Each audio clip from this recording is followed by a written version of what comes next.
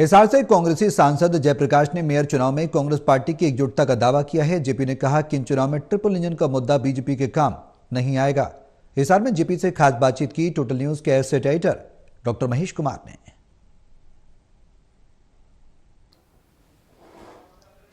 हरियाणा में नगर निगम चुनावों को लेकर सरगर्मियां अब तेज हो चुकी है। कांग्रेस पार्टी ने अपने उम्मीदवारों का ऐलान कर दिया है और अब कांग्रेस पार्टी के नेता चुनावी मैदान में प्रचार के लिए निकलते हुए नजर आ रहे हैं। जयप्रकाश हिसार से कांग्रेस पार्टी के सांसद हैं, इस वक्त हमारे साथ बने हुए। जयप्रकाश जी, कांग्रेस पार्टी ने टिकट कृष्ण सिंगला को दिया है, तो ऐसे में यहाँ अब कांग्रेस पार्टी के लिए चुनौतियां बढ़ती हुई नजर आ रही है, क्योंकि नायब सैनी यहाँ पहुंचकर कह रहे हैं कि 3 टियर गवर्नमेंट की जरूरत है।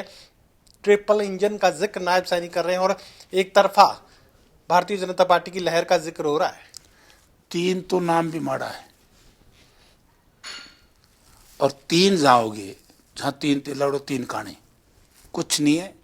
नायब सैनी जी कल आए थे, उन्होंने पता कर लिया उनकी पार्टी की हैसियत क्या है।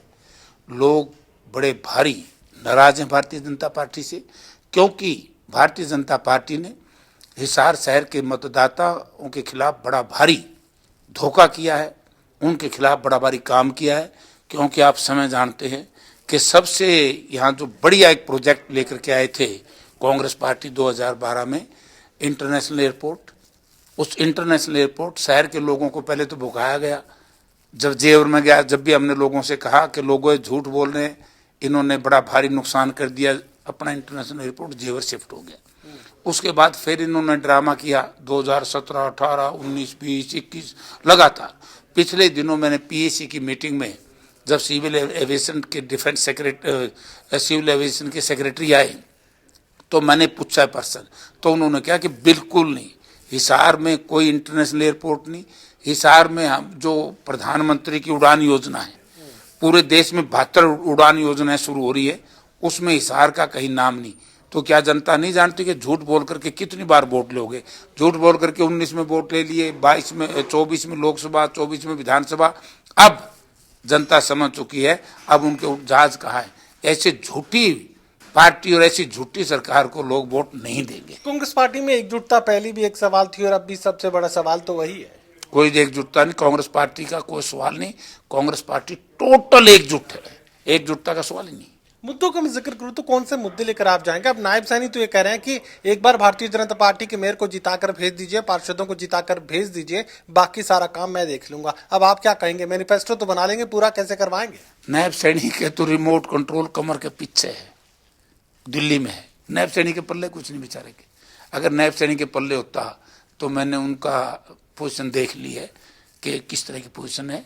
एक चीफ मिनिस्टर किस तरीके से अपने मंत्री मुख्यमंत्री लड़ रहे हैं, अपने को होता नहीं, बांद्रा में बेली फूट रही है। ये हालत है बीजेपी सरकार का, हाथ बहुत माड़ी। विज साहब का बयान कर सुन लिया होगा, कौन इसके ऊपर विश्वास करेगा? कोई विश्वास नहीं करेगा। कांग्रेस पार्टी के मुद्दों का जिक्र करूं तो मैं आखिर क्या कहेंगे वोटर से, क्या कहकर कांग्रेस पार्टी के लिए वोट मांगेंगे? अब ऊपर की सरकार हो तो पैसा मिल जाता है, केंद्र की सरकार से, प्रदेश सरकार से, लेकिन हिसार नगर निगम में अगर आप जीत भी जाएं तो ऊपर का पैसा नहीं ला पाएंगे, तो परेशानियां तो हैं। आप लोगों को या तो इसके बारे में मालूम नहीं है, या आप लोगों ने पर्सन मुझसे पूछा। मैं आपके चैनल के माध्यम से जनता को बताना चाहता हूं कि जो पैसा प्लानिंग कमीशन बांटता है डेवलपमेंट के लिए, चाहे गांव हो, चाहे शहर हो, म्युनिसिपल कमेटी हो, म्युनिसिपल कॉर्पोरेशन हो, ये आबादी के हिसाब से केंद्र सरकार प्लानिंग कमीशन टोटल बजट का बंटवारा करता है। इसमें प्रदेश सरकार का कोई लेना देना नहीं। नंबर 2, प्रदेश सरकार तो इतनी बेईमान प्रवृत्ति की सरकार है, आपने देखा होगा पिछले 4 साल से HRDF का, हरियाणा रूरल डेवलपमेंट फंड का 1 पैसा भी गांव में नहीं जा रहा। इसी तरीके से शहरों की मैं बात करूंगा तो शहरों में भी जो पैसा आता है ये भारत सरकार देती है, और भारत सरकार जनसंख्या के आधार पर अपना जो हिस्सा, हमारा जो GST का बंटवारा, पैसे का बंटवारा, जो अपना टैक्स का बंटवारा, इनकम टैक्स से, GST से जो पैसा आता है वो बंटवारे में सबको मिलता है। किसी के अच्छा मतलब तो ये जिन प्रदेशों में विपक्ष की सरकार है वो तो फिर केंद्र सरकार चलने नहीं देगी। ऐसा पार्टी कॉर्पोरेशन का अपना जो जनरेट करती है टैक्स पैसा और प्लस केंद्र सरकार का जो हमारा राइट है, जो हम टैक्स की शक्ल में देते हैं, वो हमें मिलेगा। मेरा आखिरी सवाल, चुनावी प्रचार को तूफानी रफ्तार कब तक कांग्रेस पार्टी देने जा रही है?